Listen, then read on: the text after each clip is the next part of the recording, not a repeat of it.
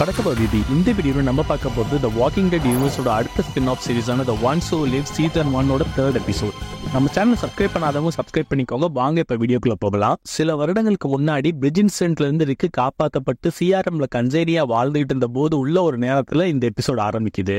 CRM team ரிக்கோட சேர்த்து இன்னும் சில கன்சைனிஸை சிஆர்எம்ல உள்ள மில்லேனியம் பார்க்ல டிராப் பண்ணிட்டு 5 மணிக்கு திரும்ப இதே இடத்துல மீட் பண்ணணும்னு சொல்லிட்டு போறாங்க. சிஆர்எம் ஏன் கன்சைனிஸ் இந்த பார்க்கு கூட்டிட்டு வராங்கன்னா சோ தட் அவங்களுக்கு சிஆர்எம் மேல நம்பிக்கை வந்து வாழணும்ன்ற ஆசை வரும். சிஆர்எம் லீடர் சொல்றது எல்லாம் கேட்க ஆரம்பிப்பாங்க. அதை நினைச்சுதான் இப்படி பண்றாங்க. ரிக் சிஆர்எமோட மில்லேனியம் பார்க்ல நடந்து போய்கிட்டு இருக்காரு. அப்ப யாரோ அவரை கூப்பிடுறாங்க. யாருன்னு பார்த்தா நம்ம ஜாடிஸ். முடியெல்லாம் வளர்த்துட்டு ஆள் பாக்குறதுக்கே வித்தியாசமா இருக்காங்க. 2 பேரும் அப்படியே பேசிட்டே நடந்து போய்கிட்டு இருக்காங்க. இப்ப ரிக் நீ ஏன் என்னை இப்படி தப்பிக்கவே முடியாத இடத்துல வந்து மாட்டி விட்டேன்னு கேட்கிறாரு. ஜாடிஸ் அதுக்குன்னு உன்னை பிரிட்ஜ்லயே சாக விட்டுருக்கலாம்னு சொல்றியா? இவங்க பி கேட்டகரி ஆட்கள் மட்டும் தான் வச்சுப்பாங்க. கேட்டகரி ஏ ஆட்கள் எல்லாம் கொண்டுடுவாங்க. இருந்தும் நான் தான் உன்னை காப்பாத்திருக்கேன். இவங்களாலேயே இப்ப உன்னை என்ன பண்றதுன்னு தெரியல. நீ என்கிட்ட உன் மனசு இருக்கிறதெல்லாம் பேசலாம். உனக்கு என்கிட்ட இப்ப எதுவும் சொல்லணுமான்னு கேட்க ரிக்கு எதுவுமே சொல்லாம கடுப்புல அங்க இருந்து கிளம்புறாப்ல. ஜாடிஸ் ரிக்கு பின்னாடியே போய் சிஆர்எமோட கொள்கைகளை நான் நம்புறேன். சிஆர்எம்மால மட்டும்தான் இந்த உலகத்தை பழையபடி வாழ்றதுக்கு உகந்ததா மாத்த முடியும். நான் இவங்களோட அக்ரிமெண்ட்லாம் ஒத்துக்கிட்டு ஆபீசர் ஆக போறேன். இவங்க கிட்ட அடுத்த 500 வருஷத்துக்கான பிளான் இருக்குன்னு சொல்லி ரிக்க கன்வின்ஸ் பண்ண பாக்குறாங்க. ஆனா ரிக்கு கோவத்தோட நான் இங்கிருந்து தப்பிக்க தான் போறேன்னு சொல்றாரு. ஜாடி சரி நீ உனக்கு சந்தோஷத்தர விஷயத்த நீ பண்ணு. ஆனா ஒண்ணு மறந்துடாத, உன்னோட உயிரை காப்பாத்துனது நான் தான்றாங்க. ரிக்கு எதுவுமே சொல்லாம அங்க இருந்து கிளம்புறாரு. சீன் அப்படியே கட் ஆகுது. இப்ப சீனு போன எபிசோட்ல ரிக்கு ஜாடிஸ் அவரோட ரூம்ல பாக்குறதுக்கு 1 மணி நேரத்துக்கு முன்னாடி உள்ள நேரத்துல ஓபன் ஆகுது. ரிக்கு வந்து இப்ப பேர்ல் த்ரோட பாக்குறாரு. பேர்ல் நான் நடந்ததெல்லாம் கேள்விப்பட்டேன், நீ சேஃபான்னு விசாரிக்கிறாங்க. ரிக்கு பேர்ல் கிட்ட நான் சேஃப் தான், ஆனா என்ன காப்பாத்தின பொண்ணு இப்ப இன்டர்கிரேஷன் ரூம்ல இருக்கா. அவ ஒரு கேட்டகரி ஏ, யூகாவில கொல்ல வாய்ப்பு இருக்கு. நான் அவளுக்காக பேசினா என்னை எமோஷனலி வீக்குன்னு நினைச்சுப்பாங்க. ஆனா நீ எனக்காக அவளை நீங்க கன்சைனியா உள்ள வர வைக்கணும். இது ஒக்காஃபருக்காகன்னு சொல்லி பேர்ல கன்வின்ஸ் பண்ண பாக்குறாரு. பேர்ல் அதுக்கு ஒக்காஃபர் தான் இறந்துட்டாருன்னு சொல்ல ரிக்கு இல்ல, நாம 2 பேர் உயிரோட இருக்க வரைக்கும் ஒக்காஃபரும் சாகல, அவரோட கொள்கைகளும் சாகலன்றாரு. பேர்லுக்கு இதுல விருப்பமே இல்ல. ஆனா ரிக்கு நீ என்கிட்ட சிஆர்எமோட நன்மைகளெல்லாம் சொல்லி வலிக்கு கொண்டு வந்த மாதிரி உன்னால அவளையும் கொண்டு வர முடியும்ன்ற நம்பிக்கை எனக்கு இருக்கு. ஒக்காஃபரோட கொள்கைகளுக்காகன்னு சொல்லி மறுக்க சொல்றாரு. பேர்ல் த்ரோன் வேற வழி இல்லாம இதுக்கு ஒத்துக்கிறாங்க. இப்பதான் நம்மளுக்கே புரியுது சிஆர்எம் எப்படி மிச்சான கேட்டகரி பியா உள்ள விட்டாங்கன்னு. இப்ப சீன் கரண்ட் டைம்ல எனக்கு வருது. ஜாடிஸோ ரிக்கோட ரூம்ல பேசிட்டு இருக்காங்க. ஜாடிஸ் உனக்கு இப்ப என்ன கொல்லணும்ன்ற அளவுக்கு கோவம் இருக்குமேன்னு சொல்ல ரிக்கு ஆமா நான் உன்னை கொல்லதான் போறேன், ஆனா இன்னைக்கு இல்லைன்னு சொல்றாரு. ஜாடிஸ் நீங்க 2 பேர் மட்டும் இங்க இருந்து தப்பிச்சு போனா நான் உங்களை பத்தியும் உங்க மக்களை பத்தியும் சிஆர்எம் மீட்பு குழுக்கு துப்பு கொடுத்துருவேன். உனக்கு தான் சிஆர்எம் மீட்பு குழுவை பத்தி நல்லாவே தெரியுமே. துப்பு கிடைச்ச அடுத்த 1 மணி நேரத்துல நீயும் உன் மக்களும் அழிஞ்சிருவீங்கன்றாங்க. ரிக்கு மிச்சான் இங்க இருக்க வேண்டிய ஆளே இல்லைன்னு ஜாடிஸ் கிட்ட கெஞ்சிராரு. ஜாடிஸ் அப்படின்னா அவ இங்க சிஆர்எம்குள்ள வந்திருக்கவே கூடாது. சரி அதெல்லாம் விடாது, அவளோட சாய்ஸ். நீயும் மிச்சானும் இங்க தப்பிக்க போறீங்களா இல்லையா, உன்னோட சாய்ஸ் என்னன்னு கேட்கிறாங்க. ரிக்கு ஏன் இப்படி பண்றேன்றாரு. ஜாடிஸ் சிம்பிளா இது எல்லாமே சிஆர்எமோட ரகசியத்தை பாதுகாக்க தான். அது மட்டும் இல்லாம நான் எனக்குன்னு சிஆர்எம்ல உருவாக்க நம்பிக்கையை பாதுகாக்கிறதுக்காகவும் தான் சொல்றாங்க.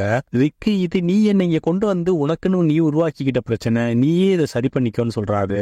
ஜாடிஸ் அதெல்லாம் இப்ப முடியாது, ஆனா ஒரு விஷயம் மிச்சான் செமலக்கி. சிஆர்எம்க்கு அவ கேட்டகரி ஏஆ இருப்பாளோன்னு சந்தேகம் இருந்தும் அவளை உள்ள விட்டுட்டாங்க. ஏன்னா பேர்ல் த்ரோன் அவளுக்காக வந்து பேசியிருக்கா. ஏய் பேர்ல் த்ரோனை நீ தான் அனுப்பிச்சியா, நீ எப்படி பேர்ல கன்வின்ஸ் பண்ண, நீ சரியான ஆளுதான்ப்பா. சரி நீங்க 2 பேரும் ஏன் சிஆர்எம்லயே உங்களோட வாழ்க்கையை புதுசா தொடங்கக்கூடாது. சிஆர்எம் தான் இந்த உலகத்தோட கடைசி வெளிச்சமே, உன்னோட முடிவு என்னன்னு மறுக்க கேட்கிறாங்க. ரிக்கு என்ன சொல்லன்னு தெரியல. ஜாடிஸ் அப்படியே சரி எனக்கு உன்னோட பதிலாம் தேவையில்லைன்னு சொல்லிட்டு கிளம்புறாங்க. ரிக் இப்ப சில வருஷத்துக்கு முன்னாடி மில்லேனியம் பார்க்ல நான் இங்க இருந்து தப்பிக்க போறேன்னு உன்கிட்ட சொன்னேன். அப்ப நீ என்னையோ என் மக்களையோ கொள்ளுவேன்னு மிரட்டல, இப்ப மட்டும் ஏன் மிரட்டுறேன்னு கேட்கிறாரு. ஜாடிஸ் அதுக்கு அப்ப உன்னால இங்க இருந்து தப்பிக்கவே முடியாதுன்னு எனக்கு உறுதியா தெரியும்னு சொல்ல ரிக் இப்ப மட்டும் என்கிட்ட என்ன மாற்றத்தை கண்டுட்டேன்னு கேட்கிறாரு. ஜாடிஸ் அதுக்கு நீயும் மிச்சானும் ஒன்னா இருந்தீங்கன்னா உங்களால என்ன வேணும்னாலும் பண்ண முடியும்னு சொல்லிட்டு அங்க இருந்து கிளம்புறாங்க. ரிக் அமைதியா நிக்கிறாரு. சீன் அப்படியே மிச்சான் கிட்ட மூவ் ஆகுது. மிச்சான் இங்க கன்சைனி வேலையை பார்த்துட்டு இருக்காங்க. அவங்க மனசுக்குள்ளேயே பேசிக்கிட்டே வேலையை பார்க்கறாங்க. சோட்டோ நான் தேடி கிளம்பின தைரியமான ஆளை கண்டுபிடிச்சிட்டேன், ஆனா அவர் இப்படி ஒரு உலகத்துல மாட்டியிருப்பாருன்னு நான் நினைச்சே பார்க்கல. இங்க எனக்கு தெரியாத நிறைய விஷயங்கள் இருக்கு. ரிக்கு மாதிரி ஒரு தைரியசாலியை என் வாழ்க்கையில நான் பார்த்ததே இல்லை. அப்படிப்பட்ட ஒரு ஆளு இத்தனை வருஷமா ஒரு இடத்துலயே மாட்டி இருக்காரு. இத்தனை முறை தப்பிக்க முயற்சி பண்ணியும் அவரால் தப்பிக்க முடியலன்னா இது அப்படி இன்னும் இனவா இருக்கும்னு எனக்கு தெரியல. ஆனா ஒண்ணு மட்டும் சொல்றேன் சோட்டோ, இந்த சிஆர்எம் ரிக்க தடுத்திருக்கலாம், ஆனா இவங்களால எங்க 2 பேத்தையும் ஒன்னா தடுக்க முடியாதுன்னு மனசுல நினைச்சுக்கிட்டே ஜாம்பிஸ் எல்லாம் கொண்டு குவிக்கிறாங்க. அப்படியே அடுத்து சிலியோன் இன்னொரு கன்சைனி கூட சேர்ந்து இறந்த ஜாம்பிஸ் எல்லாம் தூக்கி போட்டுக்கிட்டு இருக்காங்க. அப்ப அதுல சரியா சாகாத 2 ஜாம்பிஸ் எழுந்து வருது. சிஆர்எம் ஆபீசர் அங்க வரதுக்குள்ள மிச்சானு போய் ஒரு ஜாம்பி மண்டையை குத்தி பிச்சு எடுத்து இன்னொரு ஜாம்பி மேல தூக்கி எரிஞ்சு கொள்றாங்க. ரிக்கு வந்து இத தூரமா பாக்குறாரு. மிச்சானும் ரிக்க பாக்குறாங்க, ஆனா பாத்துட்டும் பார்க்காத மாதிரி அப்படியே கடந்து போறாங்க. மிச்சான் கடந்து போனதுமே ரிக் இப்ப பேர்ல் த்ரோனை பாக்குறாரு. பால் த்ரோன் அங்க என்ன நடந்துச்சுன்னு சிஆர்எம் சோல்ஜர்ஸ் கிட்ட விசாரிச்சுக்கிட்டு இருக்காங்க. சீன் அப்படியே சிஆர்எம் ஆபீசர்ஸோட ஒரு மீட்டிங் பரேட்ல ஓபன் ஆகுது. இங்க ஜெனரல் பேல் மேஜர் டொனால்ட் ஒக்காஃபரோட மரணத்துக்கு இறுதி அஞ்சல் செலுத்திக்கிட்டு இருக்காரு. ஒக்காஃபரை ஏன் இவங்க சிறந்த வீரரா பாக்குறாங்கன்னா, அவர் சிஆர்எமோட கொள்கைகளுக்காக தன்னோட மனைவி வாழ்ந்துகிட்டு இருந்த நகரத்திலேயே பாம்பை போட்டு கொன்னவர். அதனாலதான் இந்த பரேட் முடிஞ்சதும் பால் த்ரோனுக்கும் பேசிட்டு நடந்து வராங்க. பால் த்ரோன் ஒக்காஃபர் அவங்களுக்கு எவ்வளவு பிடிக்கும்னு சொல்லிட்டு வராங்க. ஏன்னா இவங்க ஒக்காஃபரை கொல்ல முயற்சி பண்ணப்ப ஒக்காஃபர் கையில கன் இருந்திருக்கு. இருந்தும் அவங்க பேர்ல கொல்லாம சிஆர்எம்ல வாழ்றதுக்கு ஒரு சான்ஸ் கொடுத்திருக்காரு. பால் த்ரோனால இப்ப கூட ஒக்காஃபர் இறந்ததை நம்ப முடியலன்னு சொல்லிட்டு வரப்ப ஜெனரல் பேல் இவங்க கொடுக்க வராரு.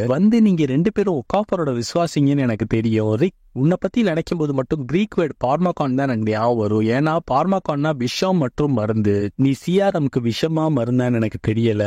இந்த martial arts the book of Hamlet எடிஷன்ற புக்கை படி. இந்த புக்கை நான் லீடர் ஒக்காஃபருக்கும் கொடுத்திருக்கேன். ஒக்காஃபர் மேலேயும் எனக்கு நம்பிக்கையே இருந்தது கிடையாதுன்னு சொல்லிட்டு த்ரோன்ட்ட, நீ வா என் வண்டியில ஏறி, எனக்கு உங்ககிட்ட தனியா பேசணும்னு சொல்லி பேர்ல் த்ரோனை கூட்டிட்டு அங்கிருந்து கிளம்புறாரு. ரிக் அப்படியே அவரோட ரூமுக்கு போறாரு. அன்னைக்கு நைட்டு த்ரோன் ரிக்கோட ரூமுக்கு வந்து, எனக்கு கமாண்ட் சர்ஜன் மேஜரா ப்ரமோஷன் கிடைச்சிருக்கு, எனக்கு ஜெனரல் பேல் கிட்ட இருந்து எக்கலான் பிரீஃபிக் பத்தின எக்ஸ்பிளனேஷனும் கிடைச்சிச்சு, நீ தான் இனிமேல் கேஸ்கேடியா ஆபரேஷன் பேஸ பொறுப்புல எடுத்துக்கணும், ஏன்னா எனக்கு நிறைய பொறுப்புகளும் வேலையும் வந்திருக்கு. சிஆர்எம் உச்சி மாநாடு நம்ம நினைச்சதோட சீக்கிரமா நடக்க போகுது. இந்த உலகத்துல இருக்கிற எல்லா சிஆர்எம் கமாண்டர்ஸ், டெசிஷன் மேக்கர்ஸும் அந்த உச்சி மாநாடுக்கு வருவாங்க. அது மட்டும் இல்ல, கன்சைனி தானாவை பத்தியும் என்கிட்ட கேட்டாரு. அவளை சீக்கிரமா நம்மளோட கொள்கைகளை படி நடக்க வைக்கணும், இல்லைன்னா எனக்கு அவளை வெளியே அனுப்புறது தவிர வேற வழி இல்லைன்றாங்க. ரிக்கி, இல்ல நான் அவகிட்ட பேசுறேன்னு சொல்றாரு. த்ரோன் அப்படியே அங்க இருந்து கிளம்புறப்ப, சரி எனக்கெல்லாம் சல்யூட் கிடையாதான்ற கேட்கிறாங்க. ரிக்கும் சல்யூட் பண்றாரு. த்ரோன் அப்ப ரிக்கு கிட்ட, நான் இன்னைக்கு கேட்டது எல்லாம் நீ கேட்கல, நான் பார்த்தது எதையுமே நீ பார்க்கல, ஒரு நாள் உனக்கும் தெரியும்னு சொல்லிட்டு அங்க இருந்து கிளம்புறாங்க. த்ரோன் கிளம்புனது ரிக் இப்ப அவரோட ரூம்ல ஒளிச்சு வச்சிருக்கிற மேப் எல்லாம் எடுத்துட்டு தப்பிக்கிறதுக்கு ஸ்கெட்ச் போட்டுக்கிட்டு இருக்காரு.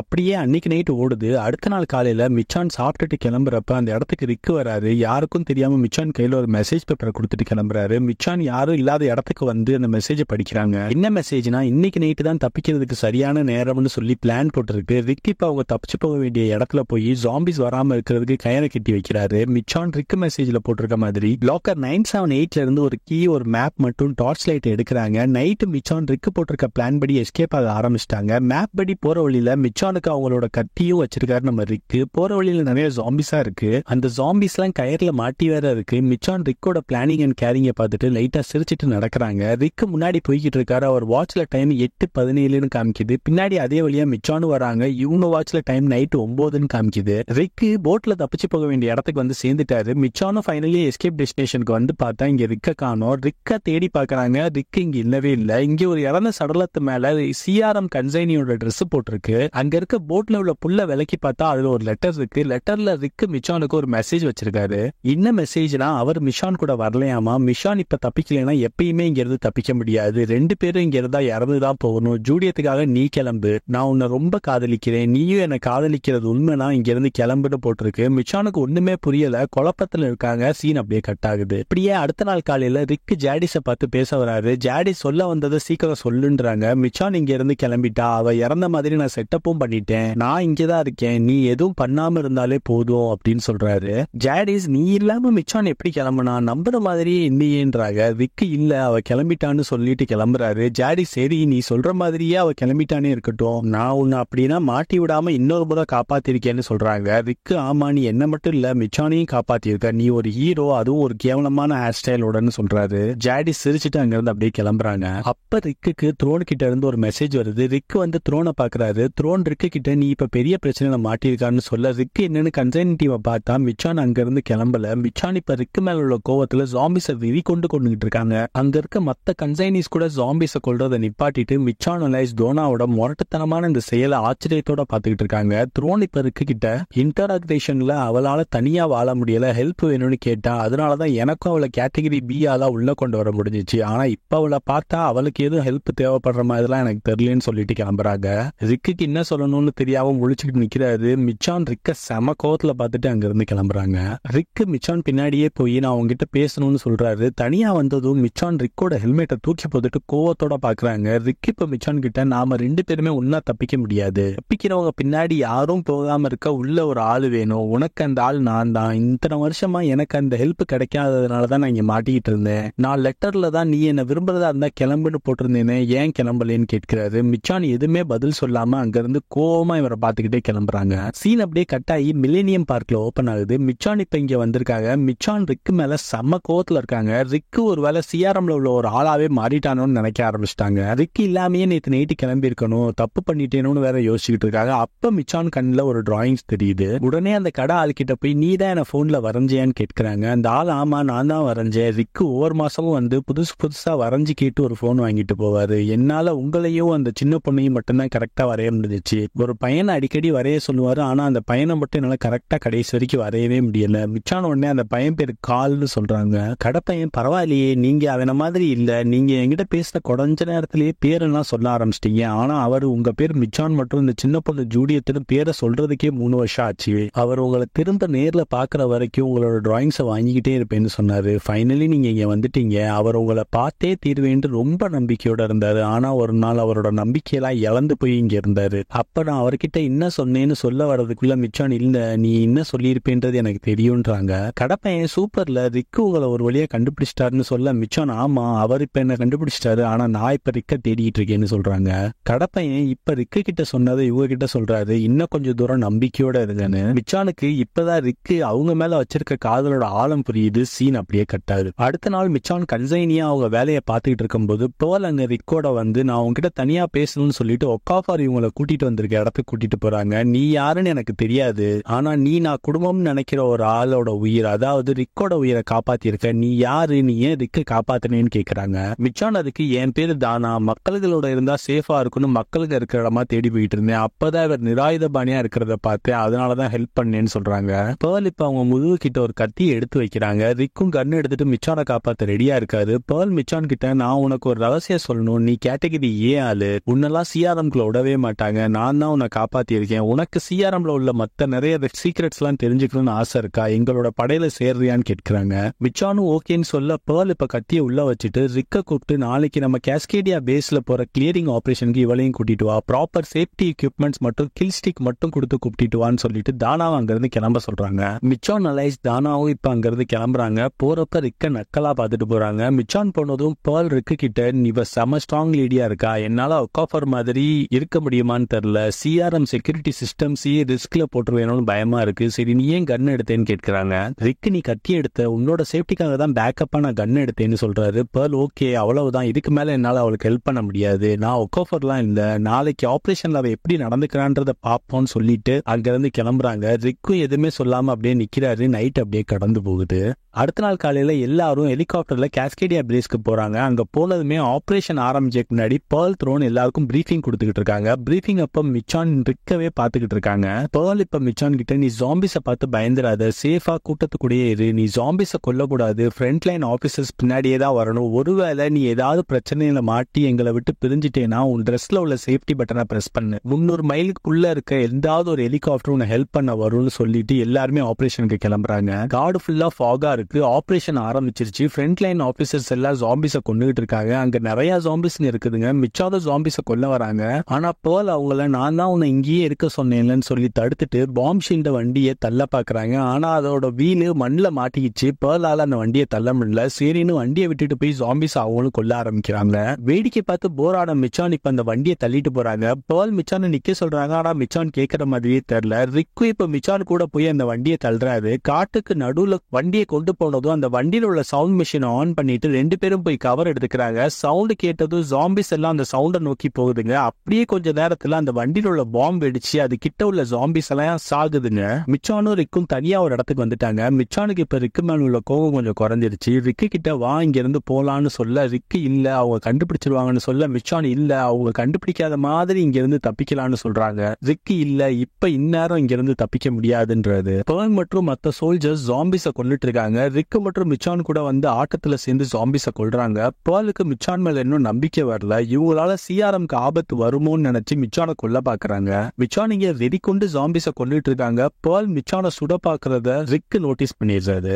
ரிக் உடனே ஒரு ஜாம்பியை இழுத்துட்டு பேர்லோட ஏமிங் கன்னுக்கு முன்னாடி வந்து நிக்கிறாரு. பேர்ல் இப்ப அவங்களோட சென்ஸுக்கு வராங்க. அப்படியே ஆபரேஷன் சக்சஸ்ஃபுல்லா முடிஞ்சிருச்சுன்னு எல்லாருமே பேஸுக்கு ரிட்டர்ன் ஆகுறாங்க. இங்க பேஸுக்கு வந்ததும் பேர்ல் ரிக்கு கிட்ட அவன் என்னோட ஆர்டரை பிரேக் பண்ணா நீயும் போய் அவளுக்கு ஹெல்ப் பண்ற. ரிக்கு அவளுக்கு ஹெல்ப் தேவைப்பட்டுச்சு, அது மட்டும் இல்லாம நீ இந்த ஆபரேஷன்ல ஜெயிக்கிறது தான் நான் அப்படி பண்ணேன்னு சொல்றாரு. பேர்ல் இல்ல நான் உன் பேச்சை கேட்டு அவளுக்கு ஹெல்ப் பண்ணிருக்க கூடாதுன்னு சொல்றாங்க. ரிக்கு இல்ல அவளுக்கு டைம் பத்தல போல, இன்னும் கொஞ்சம் நேரம் டைம் கொடுக்கலான்னு சொல்றாரு. பேர்ல் சரி இனிமேல் இதெல்லாம் நீயே பாத்துக்க, அதுவும் ஏன்னா இன்னைக்கு நீ 100 ஜாம்பிஸை கொண்டு இருக்க, அது மட்டும் இல்ல மேஜர் ஜெனரல் பேல் உள்ள ப்ரமோட் பண்ணலான்னு முடிவு எடுத்திருக்காரு. உனக்கு அவரு இக்கலான் பிரீஃபிங்க கொடுக்க போறேன்னு சொன்னதா சொல்லிட்டு அங்கிருந்து கிளம்புறாங்க. ரிக் அப்படியே திரும்ப போறப்ப ஜாடிஸ பாக்குறாங்க. ஜாடிஸ் இனிமேல் இதுதான் என்னோட ஹெட் குவார்டர், சிஆர்எம் உச்சி மாநாடு முடிகிற வரைக்கும் நான் இங்கதான் இருக்க போறேன்னு சொல்றாங்க. மிச்சான் இங்க ட்ரக்ல பொருட்களை ஏத்திட்டு இருக்காங்க. ஜாடிஸ் ரிக்கு கிட்ட இன்னும் என்ன பாக்கல இல்லைன்னு கேட்கிறாங்க. அப்ப மிச்சான் ரிக்க ஜாடிஸ் கூட பாத்துறாங்க.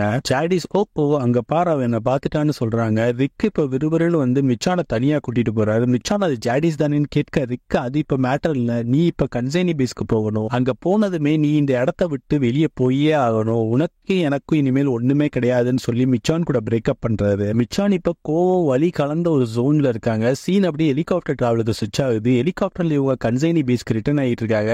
செம்ம இடியுடன் கூடிய மழையெல்லாம் வேற பெஞ்சுக்கிட்டு இருக்கு. ஹெலிகாப்டர்ல ரிக்கும் மிச்சானும் ஒருத்தர் எதிர்த்தாப்புல உட்கார்ந்த மாதிரி இருக்காங்க. மிச்சான் செம்ம கோவத்தோட உச்சியில இருக்காங்க. ரிக்க பாத்துக்கிட்டே இருக்காங்க. டக்குன்னு என்ன நினைச்சாங்கன்னு தெரியல, மனசுக்குள்ளேயே சோட்டு ஐ எம் சாரின்னு சொல்லிட்டு மிச்சான் சீட் பெல்ட்டை கழட்டிட்டு ஹெலிகாப்டர் டோரை ஓபன் பண்ணி ரிக்கோட ஹெலிகாப்டர்ல இருந்து குதிச்சிடுறாங்க. எபிசோட் அப்படியே முடியுது. பேர்ல் த்ரோன் இப்ப என்ன பண்ண போறாங்க? ரிக் ப்ரமோட்டா இருந்தா எக்கலான் பிரீஃபிங் மூலமா சிஆர்எம் பத்தின ரகசியங்கள் அவருக்கு தெரிஞ்சிருக்கும். ஜாடிஸ் இப்ப ரிக் மற்றும் மிச்சானை தேடி கொள்வாங்களாம். ஜெனரல் பியலோட ரியாக்ஷன் எப்படி இருக்க போகுது? மிச்சானும் ரிக்கும் எப்படியும் தப்பிச்சிருவாங்க. ஆனா அடுத்தது என்ன? இந்த கேள்விக்கெல்லாம் பதில் தெரிஞ்சுக்க எஸ்சிஎஸ் தமிழ் வாய்ஸ் ஓவர் சேனலை சப்ஸ்கிரைப் பண்ணிக்கோங்க. உங்களோட சப்ஸ்கிரிப்ஷன் தான் எனக்கு மோட்டிவேஷன். இந்த வீடியோ உங்களுக்கு பிடிச்சிருந்துச்சுன்னா லைக் பண்ணுங்க, ஷேர் பண்ணுங்க, கமெண்ட் பண்ணுங்க. கூடிய சீக்கிரம் அடுத்த வீடியோல சந்திக்கலாம். அது வரைக்கும்